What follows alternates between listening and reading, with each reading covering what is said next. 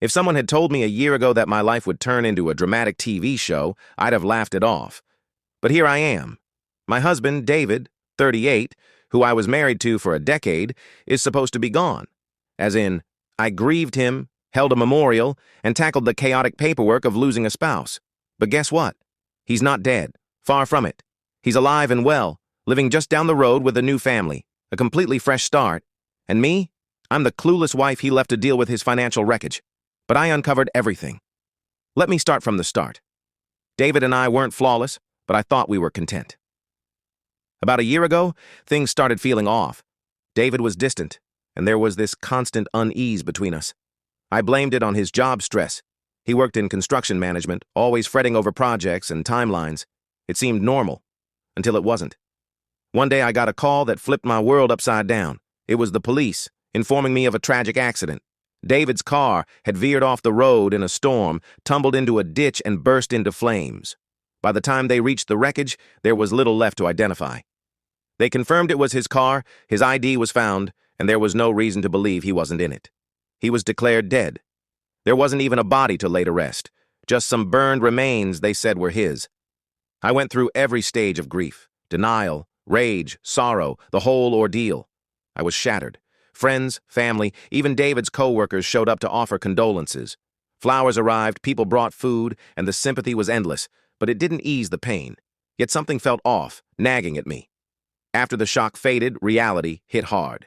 David had left me buried in debt. I had no clue how bad it was. Unpaid loans, maxed out credit cards, and our joint savings account drained weeks before his death. I was stunned. We didn't live extravagantly, so where had the money gone? Bills piled up and I was sinking. How could he do this? Then there were the life insurance policies. David had multiple, with me as the beneficiary. But when I tried to claim them, the process stalled. The insurers demanded more evidence before paying out. Doubts crept in, and the more I probed his finances, the stranger it got. It was like falling into a bottomless pit. Then things took a wild turn. A few months after David's death, I was out running errands on an ordinary Tuesday, picking up groceries, when I saw him. I thought I was imagining things. There was no way it could be him. He was dead, right? But there he was, by the meat counter, chatting and laughing with a woman pushing a toddler in a cart. He looked different, shorter hair, a beard, but it was unmistakably him. I know my husband. My heart raced and I couldn't breathe. Part of me wanted to storm over and confront him, but I held back, frozen in shock. Instead, I followed them, turning into a sneaky shadow, darting behind aisles and peering around corners. I had to be sure. They left the store, and I tailed them to a neighborhood just blocks from mine. There it was. They walked into a house with a neat fence and a manicured garden, like a warped version of the life we were supposed to share. That woman wasn't just anyone. She was his new wife. And the toddler? His daughter, Emily, 3 years old. Do the math. He was with her while we were still married, building a secret life while we planned our future. For the next week, I obsessed over his new world, tracking his every move. I watched him pick up his daughter from preschool and play with her at the park. It was like living in a dream. The man I'd mourned, who supposedly perished in a crash, was thriving less than a mile away with a new family. I couldn't stay silent any longer, but I wasn't going to confront him like a scorned ex. I wanted revenge, calculated and unexpected. I played the long game, quietly gathering evidence. I compiled proof of how he'd emptied our accounts and left me with nothing. I even hired a private investigator to confirm what I suspected. David had faked his death to dodge his debts and start over. With my evidence in hand, I went to the police. They were doubtful at first. People don't just fake their deaths and move nearby, right? But my investigators' report changed their tune. They started probing David's new life and things unraveled fast. One evening, knowing the police were closing in, I decided to face him.